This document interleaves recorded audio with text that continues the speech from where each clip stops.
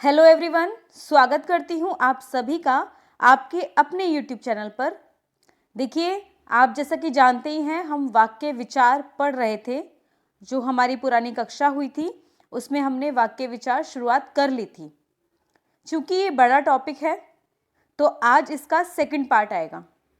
ठीक है, देखिए शुरुआत कर लेते हैं। और मुझे ऐसा लगता है इसकी एक और वीडियो बनेगी, तभी जाकर ये पूरा वाक्य विचार कंप्लीट होगा। ऐसा क्यों? देखिए, सबसे पहली बात, ये टॉपिक बड़ा है और दूसरी बात, ये टॉपिक महत्वपूर्ण भी है क्योंकि क्वेश्चन यहाँ से पुटअप होते हैं। यदि आपको यकीन नहीं है, पुरानी परीक्षाओं को जाकर देखिए। जब तक आप उनका एनालाइज नहीं करेंगे तब तक आपको समझ नहीं आएगा। ठीक है, चलिए हम शुरुआत कर लेते हैं। देखिए, वाक्य विश्लेषण। रचना के आधार पर निर्मित वाक्यों को उनके अंगों सहित अलग अलग कर उनका परस्पर संबंध बताना वाक्य विश्लेषण या वाक्य विग्रह कहलाता है। क्या कहा गया है? रचना के आधार पर निर्मित वाक्यों को उनके अंगों सहित अलग अलग करके उनका संबंध बताना, उनका विश्लेषण करना या वाक्य विग्रह कहलाता है वाक्य विश्लेषण। ठीक है, ये तो रही इसके बारे में इसका अर्थ, इसकी परिभाषा। अब देख लेते हैं एक बार यहां से। ये देखिए, सरल वाक्य विश्लेषण।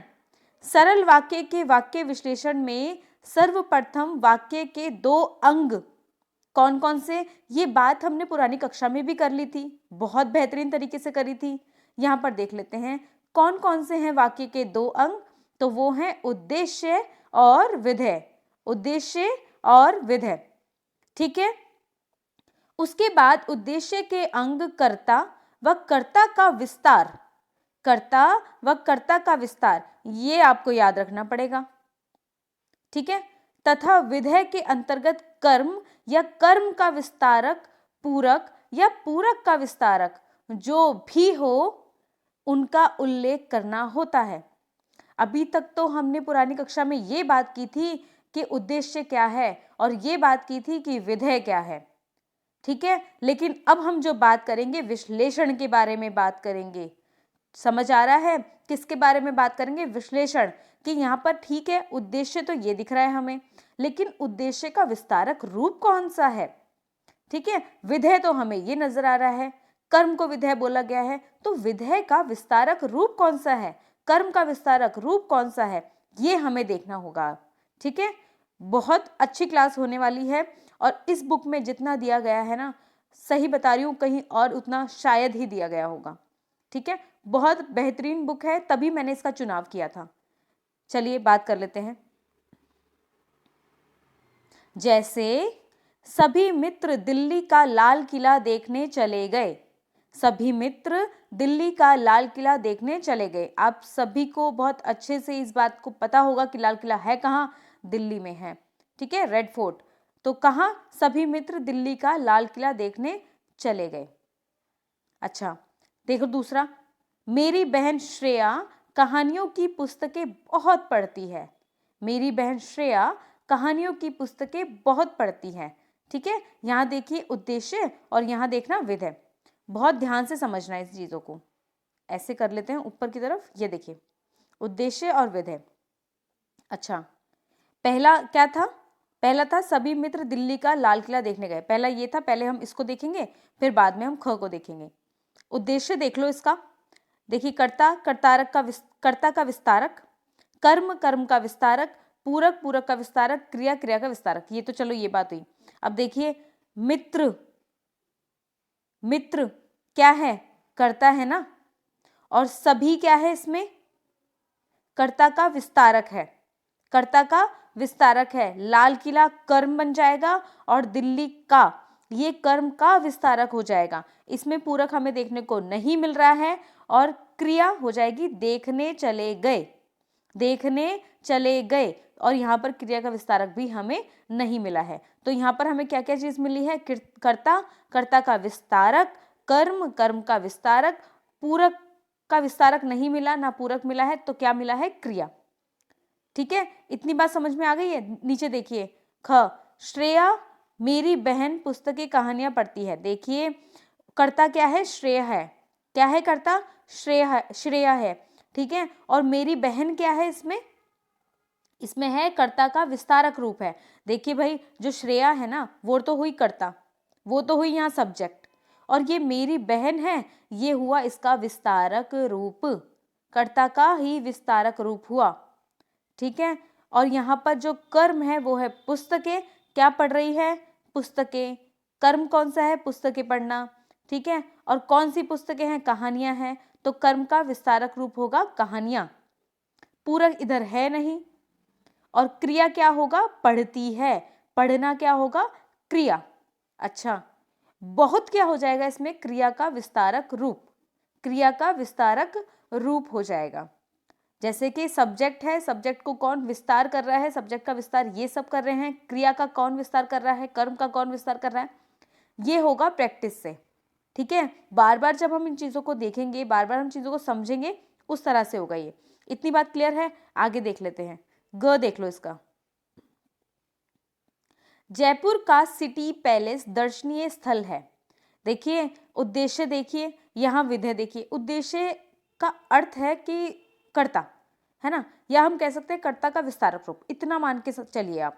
और विधेय में भाई देखो कर्म भी आ जाता है, क्रिया भी आ जाता है, पूरक भी आ जाता है, ठीक है। उस दिन मैंने भी बताया था आपको कि उद्देश्य सिर्फ और सिर्फ कर्ता, विधेय में बाकी सब चीजें आ गई हैं, ठीक है। इसी तरह से याद रखो, इतना स्ट्रेस नहीं लेना है, PhD नहीं करनी है, एग्जाम क्लियर करना है सिर्फ, ठीक है। देखिए उद्देश्य, ज्यादा घुस जाओगे ना उन चीजों में, निकलना मुश्किल हो जाएगा, तो ज्यादा घुसने की जरूरत नहीं है, हमें मास्टरी नहीं करनी है इन चीजों में, सिर्फ और सिर्फ एग्जाम को क्लियर करके नौकरी लगना है। इतनी बात क्लियर है।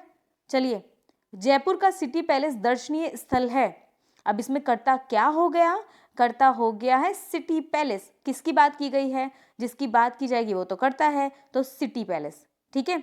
अब इसका विस्तारक रूप क्या हो जाएगा, कहाँ का है सिटी पैलेस, जयपुर का, तो ये क्या हुआ, कर्ता का विस्तारक रूप हो गया, ठीक है। कर्म इसमें है नहीं, कर्म का विस्तारक रूप भी नहीं होगा, जब कर्म नहीं है तो जाहिर सी बात है कि विस्तारक रूप भी नहीं होगा। पूरक देख लो इसका, स्थल, और पूरक का विस्तार, ये विस्तारक क्या होगा, दर्शनीय, दर्शनीय, क्रिया क्या है, ठीक है, इस तरह से, ठीक है। ये बात क्लियर है। देखिए मिश्रित वाक्य के बारे में हमने बात कर ली थी। मिश्रित वाक्य कौन से होते हैं, जिसमें प्रधान तथा आश्रित उपवाक्य देखने को मिलते हैं। क्या क्या देखने को मिला, प्रधान मिला और मिला आश्रित उपवाक्य, ठीक है। इतनी बात क्लियर है। चलिए, पढ़ लिया था हमने पुरानी कक्षाओं में, ये भी पढ़ लिया था, ठीक है। तभी मैंने कहा था वो क्लासेस इसलिए जरूरी हो जाती हैं क्योंकि आगे जो है ना उससे ज्यादा ही आपको भारी भरकम चीजें, भारी भरकम शब्द देखने को मिल सकते हैं। अगर हल्का फुल्का ही नहीं पढ़ा होगा ना तो ये समझ में आने वाला नहीं है। मिश्रित या मिश्र वाक्य के विश्लेषण में उसके प्रधान तथा आश्रित उपवाक्य एवं उसके प्रकार का उल्लेख किया जाता है। जैसे मेरे जीवन का लक्ष्य है कि मैं राष्ट्रपति बनूं। कितना सुंदर सेंटेंस है ना, फील कर लो कि हाँ जी बन गए हैं। मेरे जीवन का लक्ष्य है कि मैं राष्ट्रपति बनूं, आश्रित है इसमें, ठीक है। देखिए कैसे होगा, यहाँ तो देखिए। अच्छा दूसरा भी देख लेते हैं। प्रियांशु कल कॉलेज नहीं गया क्योंकि वह बीमार था। आश्रित है, डिपेंडेबल है। चलिए देख लेते हैं। ये देखिए उपवाक्य, वाक्य, कार्य, योजक, कर्ता, कर्ता का विस्तार, क्रिया, कर्म, पूरक, पूरक विस्तार, ठीक है। पहला देखो, मेरे जीवन का लक्ष्य है मैं राष्ट्रपति बनूं, ठीक है। अच्छा वाक्य भेद देखो, प्रधान उपवाक्य हो जाएगा इसमें। कैसा, प्रधान उपवाक्य तो ये है मेरे जीवन का लक्ष्य, और मैं राष्ट्रपति बनूं तो ये होगा आश्रित संज्ञा उपवाक्य। क्या हो जाएगा, आश्रित संज्ञा उपवाक्य, ठीक है। देखिए कार्य यहाँ पर है नहीं, इसमें देखिए प्रधान उपवाक्य की क्रिया का कर्म। यहाँ देखिए योजक की, योजक क्या है इसमें, की है। देखिए ये कि मैं राष्ट्रपति बनूं, योजक यानी कि जोड़ने वाला, ठीक है। की से ये दोनों वाक्य यानी कि उपवाक्य जुड़ रहे हैं ना, तो ये क्या हुआ इनका योजक। कर्ता क्या है, जीवन का। भाई एक तो ये वाला उपवाक्य है और दूसरा है ये उपवाक्य। इतनी बात क्लियर है। ये देखिए,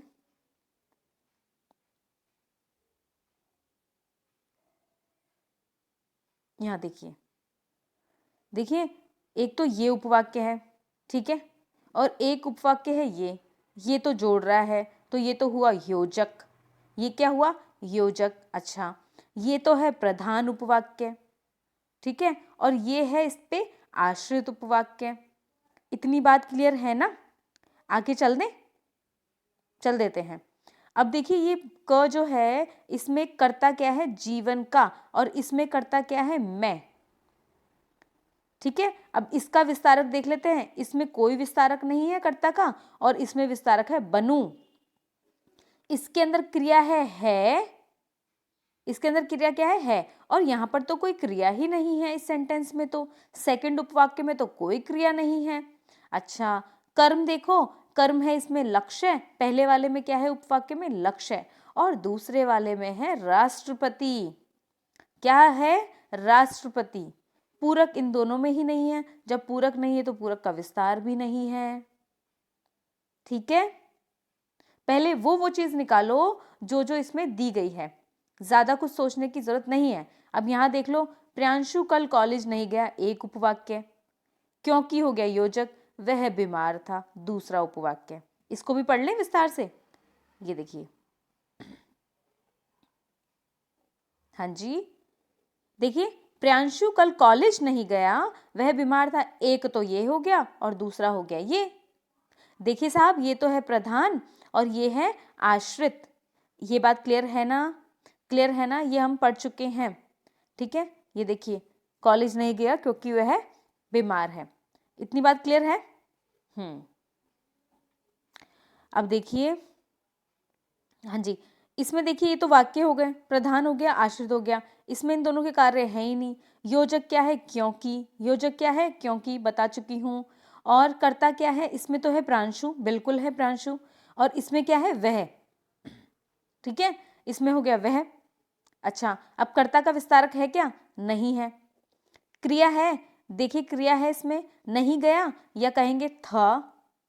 ठीक है, कर्म भी देख लो, कर्म नहीं है। पूरक बुखार, और पूरक का विस्तार होगा कल कॉलेज। इतनी बात क्लियर है। चलिए,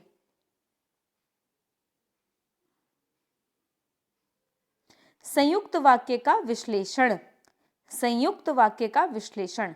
संयुक्त वाक्य के विश्लेषण में समानाधिकरण उपवाक्यों या साधारण वाक्यों के उल्लेख के साथ उन्हें जोड़ने वाले योजक शब्द का भी उल्लेख करना होता है।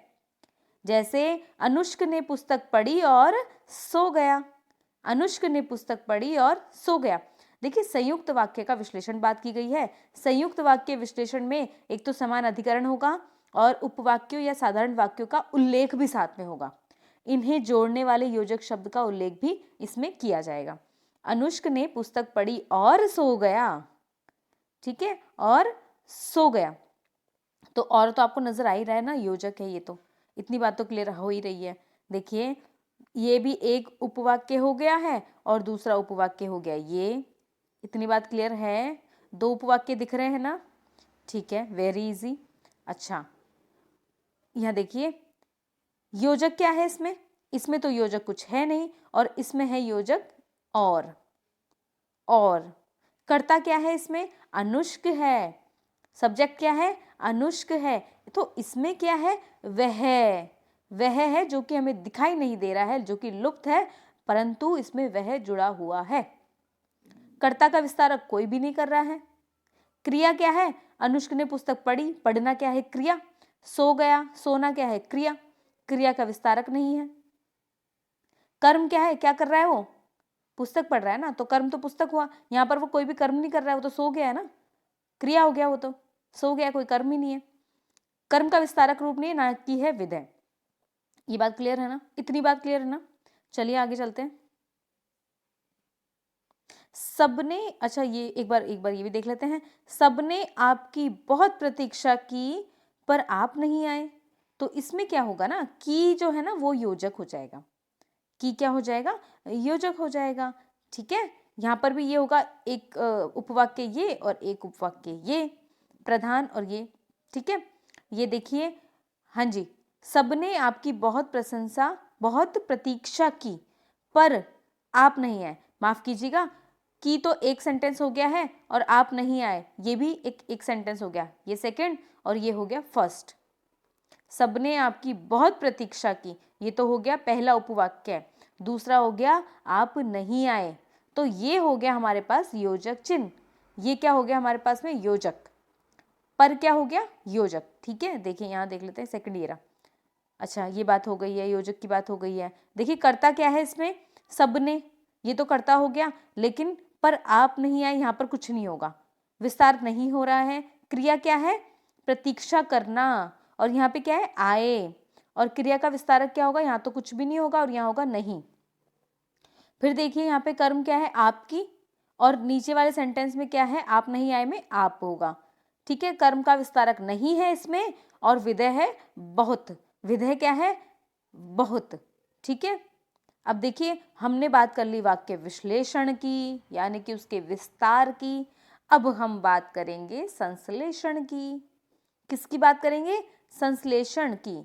संश्लेषण और विस्तार पता है ना क्या होता है, संश्लेषण और विश्लेषण पता है ना क्या होता है। अब पता लग जाएगा अगर नहीं पता तो। ये देखिए, वाक्य संश्लेषण, वाक्य संश्लेषण में वाक्य में आए उपवाक्यों को अलग किया जाता है ना। ऊपर पढ़ा हमने कि वाक्य विश्लेषण में तो वाक्य में आए उपवाक्यों को ही अलग कर रहे हैं, लेकिन वाक्य संश्लेषण में अलग अलग वाक्यों को मिलाकर एक वाक्य बना देते हैं, एक वाक्य बना देते हैं। यानी कि मैं कहूं कि देखिए ये कोई वाक्य है, ये देखिए ये तो हो गया विश्लेषण।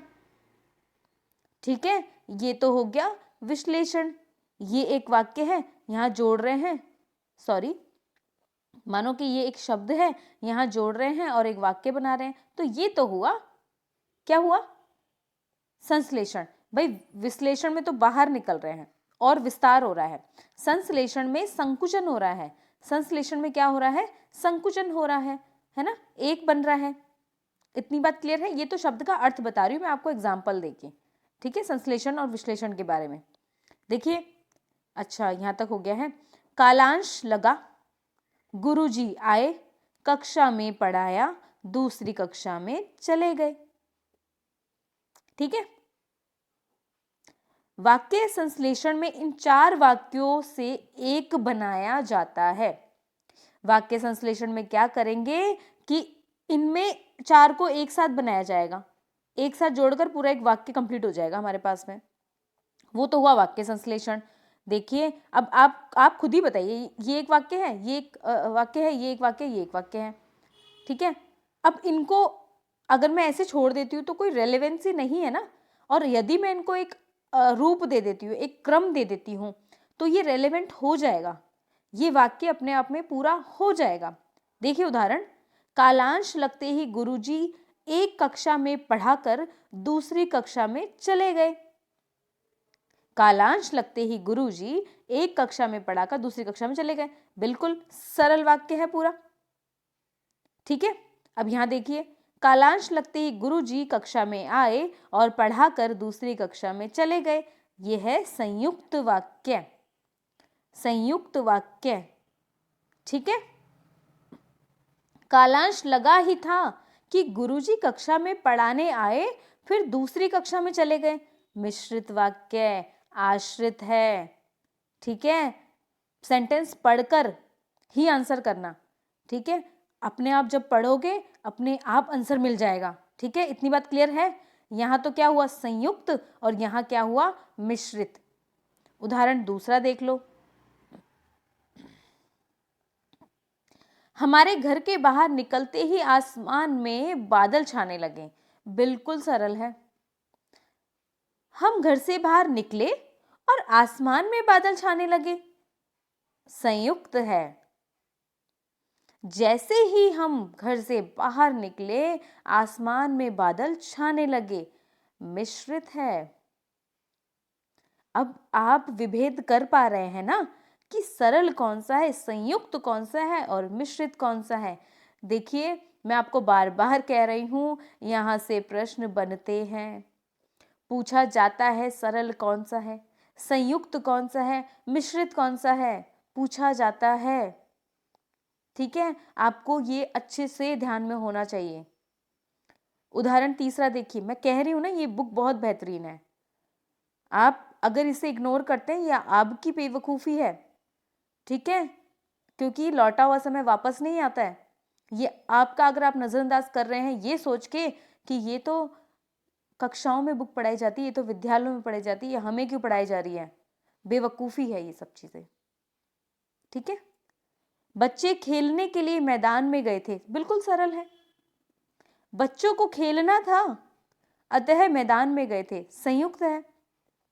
बच्चे मैदान में गए थे क्योंकि उन्हें खेलना था, आश्रित है, डिपेंडेबल। मिश्रित वाक्य हो गया। इतनी बात क्लियर है? चलिए, वाक्य के आवश्यक तत्व, सार्थकता। वाक्य में हमेशा सार्थक शब्दों का ही प्रयोग होना चाहिए। किसका होना चाहिए? सार्थक, अर्थ के साथ, तभी तो वो मान्य होगा ना। ये बात तो हम चिल्ला चिल्ला के पहले कर चुके हैं, इस पर हम ज्यादा समय अपना जाया नहीं करेंगे। ये देखिए, जैसे मैं आप सबको धन्यवाद देना चाहता हूं। मैं आप सबको धन्यवाद देना चाहता हूँ, मैं भी आप सबको धन्यवाद देना चाहती हूँ। जो भी मेरे व्यूअर्स हैं, जो भी मेरे सब्सक्राइबर्स हैं, जिन भी लोगों ने लाइक किया है वीडियो को, सभी को दिल से धन्यवाद। ठीक है, बहुत बहुत धन्यवाद। देखिए, पदक्रम, वाक्य का सही अर्थ ग्रहण करने के लिए एक निश्चित कर्म होना चाहिए, बिल्कुल होना चाहिए, जब तभी तो सही अर्थ निकलेगा ना। यदि कर्म बदल जाता है तो कथन का अर्थ भी बदल जाएगा, बिल्कुल बदल जाएगा साहब। अगर हम कर्म के अनुसार नहीं चलेंगे ना वाक्य में तो बदलेगा। ठीक है, मैंने इसको, ये एक शब्द है, ये एक शब्द है, ये एक शब्द है, मैंने इसको इधर कर दिया है, मैंने इसको इधर कर दिया, मैंने इसको सीक्वेंस चेंज कर दिया। अगर मैं इनके सीक्वेंस चेंज कर देती हूँ ना, अर्थ का अनर्थ हो जाएगा, अर्थ का अनर्थ हो जाएगा। इसलिए तो बात की जाती है ना सीक्वेंस पर, इसलिए तो बात की जाती है ना कर्म पर, कि भाई इसका इतना ऐसे ऐसे यहां पर ये चीज आनी चाहिए। क्लियर है? जैसे बच्चे को काट कर फल दो, देखिए आप खुद ही देखिए, बच्चे को काट कर फल दो। अब बच्चे को काटेंगे क्या? बच्चे को काट कर फल देंगे क्या? पहले तो बच्चे को काट दो और फिर फल दे दो। सही कर्म है? नहीं है, सही नहीं है कर्म। ठीक है, ये क्रम सही नहीं है। बच्चे को काट कर फल दो, कितना अर्थ का अनर्थ ही कर दिया है ना, बिल्कुल गलत है ये तो। सही कर्म कौन सा हो जाएगा? देखिए सही क्रम को देखिए, फल काट कर बच्चे को दो, फल काट कर बच्चे को दो। देखिए अब संतुष्टि हो रही है कि हाँ जी ठीक है, फल को ही काटना है, बच्चे को नहीं काटना है। ठीक है, पहले वाले ने तो अर्थ का अनर्थ ही कर दिया कि बच्चे को काट कर फल दे दो। ऐसा कैसे हो सकता है साहब? ऐसा तो हो ही नहीं सकता, क्या करवा रहे हो? ठीक है, तो सही कर्म क्या होगा इसका? फल काट कर बच्चे को दो। फल ही तो काटेंगे ना, तभी तो बच्चे को देंगे। ये बात क्लियर है ना? तो इसीलिए कहा जाता है कि जो पद का जो क्रम है वो सही होना चाहिए। पद का क्रम अगर गलत होगा ना, अर्थ का अनर्थ हो जाएगा। तो हमें अच्छे से सही से क्रम के अनुसार वाक्य को बोलना चाहिए। ठीक है, यही रेलेवेंट होगा। देखिए, निकटता, पदों के बीच अगर अंतर होता है, पदों के बीच अगर अंतर होता है तो वह अर्थ ग्रहण में बाधक रहता है। अगर अंतर हो जाएगा ना, भाई मैंने अभी बोला उसने मुझे एक किताब दी, अरे ऐसे ऐसे करके मैं लिखूंगी अंतर कर करके, तो अर्थ ग्रहण करने में तो बाधक हो जाएगा ना, बाधा बन जाएगा वो तो। इसलिए वाक्य के पदों में परस्पर निकटता होना अनिवार्य है। क्या होना अनिवार्य है? निकटता होना अनिवार्य है। वाक्य में स्वाभाविक ठहराव की आवश्यकता होती है, परंतु प्रत्येक शब्द के बाद ठहरना या रुककर बोलना अशुद्ध होता है। माना कि अगर हम बात कर रहे हैं, अगर हम कोई वाक्य लिख रहे हैं, स्वाभाविक है थोड़ा सा ठहर कर बोलें, ठहर कर लिखें। लेकिन यदि बहुत ज़्यादा पॉज ले लिया, बहुत ज़्यादा ठहर गए ना, तो अशुद्ध हो जाएगा वो वाक्य भी, और यदि हम मौखिक रूप से बात करें तो वो भी। ठीक है, चलिए समझ में आ रहा होगा। जैसे उसने मेरा गाना सुनाया, क्या ये अच्छा लग रहा है? इतना सारा पॉज दे दिया है, इतना सारा ठहराव दे दिया, क्या ये सही लग रहा है? और जबकि कैसा होना चाहिए, उसने मेरा गाना सुनाया, ये तो सही है। इस तरह की चीजें क्या होती हैं? अशुद्ध होती हैं। देखिए चौथे पर बात कर लेते हैं, पूर्णता। वाक्य अपने आप में पूर्ण होना चाहिए, वाक्य अधूरा नहीं होना चाहिए। कैसा होना चाहिए? पूर्ण। इसमें शब्दों की कमी होने से अर्थ का अनर्थ हो जाता है। ठीक है, शब्दों की कमी इसमें नहीं होनी चाहिए। कमल पीता है, अरे भाई क्या पीता है? पूरा तो करो, क्या पीता है? ठीक है, क्या हुआ? अर्थ का तो अनर्थ हो गया है। कमल पीता है, भाई क्या पीता है? दूध पीता है, छाछ पीता है, या फिर लस्सी पीता है। पीता क्या है? लेमन जूस पीता है, क्या पीता है? नहीं समझ में आ रहा है ना, है ना? तो हमें क्या लिखना होगा? देखिए शुद्ध क्या होगा? कमल दूध पीता है, कमल दूध पीता है। अब ये वाक्य तो पूर्ण हो गया है, यहाँ पर अपूर्णता का भाव आ गया है, इसीलिए ये हो गया अशुद्ध और ये हो गया शुद्ध। इतनी बात क्लियर है? इतनी बात समझ में आ गई है ना? चलिए अब हम बात कर लेते हैं आगे। समय देख लेते हैं एक बार कितना हो रहा है। अगर समय ज़्यादा हुआ तो रोकना पड़ेगा। इसको कंप्लीट कर लेते हैं। वाक्य में पदक्रम, वाक्य में पदक्रम।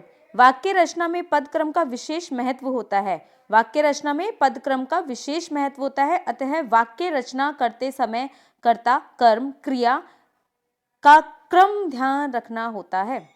बिल्कुल, जहाँ कर्ता आएगा कर्ता लगाना होगा, जहाँ कर्म आएगा कर्म, और जहाँ क्रिया आएगा वहाँ क्रिया। उसी क्रम के अनुसार हमें ये सब सेट करने होते हैं, तभी तो एक रेलेवेंट वाक्य बनेगा ना, एक शुद्ध वाक्य बनेगा। वरना तो क्या कुछ बोलते हैं लोग, समझ में भी नहीं आता है ना? ऐसा नहीं काम करना है। उनको कम दिन के लिए लोग सुनते हैं, ज़्यादा दिन के लिए लोग नहीं सुनते हैं। बोलो, सटीक बोलो और सही बोलो। ठीक है, इन नियमों को जानना आवश्यक है। वाक्य में कर्ता और क्रम के बाद, वाक्य में कर्ता और कर्म के बाद क्रिया आती है। वाक्य में कर्ता और कर्म के बाद क्या आएगी? क्रिया आती है। बिल्कुल आती है। जैसे अनुष्क खाना खा रहा है, जैसे अनुष्क खाना खा रहा है। कर्ता, कर्म तथा क्रिया के विस्तारक पूरक इनसे पूर्व में आते हैं। भूखा भिखारी स्वादिष्ट खाना जल्दी जल्दी खा गया, तो विस्तारक भी आ गया इसमें। क्रिया विशेषण क्रिया से पहले प्रयोग में आता है। धावक तेज दौड़ता है, धावक तेज दौड़ता है। पूर्वकालिक देखो, पूर्वकालिक क्रिया मुख्य क्रिया से पहले आती है। वह खाना खाकर सो गया। ठीक है, अब देखिए संबोधन और यहाँ देखिए संबोधन और विस्मयादि बोधक प्राय वाक्य के आरंभ में आते हैं। जैसे अनुष्क, विस्मयादि बोधक लग गया, धीरे इधर बैठो, वाह कितना सुंदर महल है, विस्मयादि बोधक है। अच्छा, निषेधात्मक में देख लो, वाक्यों में न अथवा नहीं का प्रयोग प्राय क्रिया से पहले किया जाता है। रमेश बाजार नहीं जाएगा। सार्वजनिक विशेषण अन्य विशेषण से पूर्व आता है। मेरी छोटी बहन। ठीक है, इतनी बात क्लियर है? ये देखिए, इसी को कंप्लीट कर लेते हैं। पदवी या व्यवसाय सूचक शब्द नाम से पहले आते हैं। जैसे पंडित राम सराय सहाय, पंडित राम सहाय। डॉक्टर अक्षत, प्रोफेसर शगुन। तो ये क्या हुआ है? व्यवसाय सूचक शब्द जो है वो नाम से पहले आते हैं। ठीक है, आपने देखे भी होंगे, ये तो उदाहरण आपको पता ही है। मिश्र या संयुक्त वाक्यों में योजक का प्रयोग दो उपवाक्यों के बीच में होता है। ठीक है, जैसे घर पर काम था इसलिए वह नहीं आया, तो दो क्या हुए? एक तो मिश्र तो आश्रित हो गया है, तो ये मिश्र में आएंगे ये। ठीक है, जब कार्य समाप्त हुआ तो वे घर चले गए। मिश्र वाक्य की संरचना में प्रधान वाक्य आश्रित उपवाक्य के पहले आता है। जो परिश्रम करता है उसे सब पसंद करते हैं और निठल्लों को कोई पसंद नहीं करता है। ठीक है, इसलिए निठल्ले बनना छोड़ दो, परिश्रम करना शुरू करो, ताकि तुम अपने मुंह में मिट्ठू मत बनो। दूसरे अगर तुम्हारी तारीफ करते हैं तो ज्यादा बेहतर है। कुछ लोगों को समझ में नहीं आती बातें। जो परिश्रम करता है उसे सब पसंद करते हैं। ठीक है, दिखावे की जरूरत नहीं है, परिश्रम करने की जरूरत है। ठीक है, चलिए आज हम जो पढ़ेंगे वो इतना ही पढ़ेंगे, कल हम बाकी बातें करेंगे। मैं आपको एक बार दिखा देती हूँ और कितना रह गया ये। देखिए, वाक्य में क्रिया का अन्वय ये हो जाएगा। ठीक है, इसके बाद में आ जाएंगे संज्ञा सर्वनाम का अन्वय, विशेषण या विशेषक का अन्वय आ जाएगा इसमें। वाक्य रचना के शुद्ध रूप भी देखने को मिलेंगे इसमें। ठीक है, ये देखिए ये सब चीजें, अशुद्ध और शुद्ध की बात भी कल करेंगे। इसमें तो और ज्यादा मजा आने वाला है, ये सब तो और अच्छा है। इन्हीं में से तो प्रश्न बनते हैं, और बनते कहाँ से हैं। ठीक है, ये देखिए अशुद्धियां देखेंगे, शुद्ध रूप देखेंगे इनके, फिर अभ्यास कर लेंगे, है ना। तो मेरे हिसाब से तो ये कल कंप्लीट हो जाना चाहिए, और यदि कल नहीं होता, वैसे कल हो जाएगा। ठीक है, ठीक है, कल हम इसको कंप्लीट कर लेंगे, तो 3 वीडियो में हमारा ये टॉपिक कंप्लीट हो जाएगा। अच्छा, सभी अपना अपना ध्यान रखिएगा। धन्यवाद।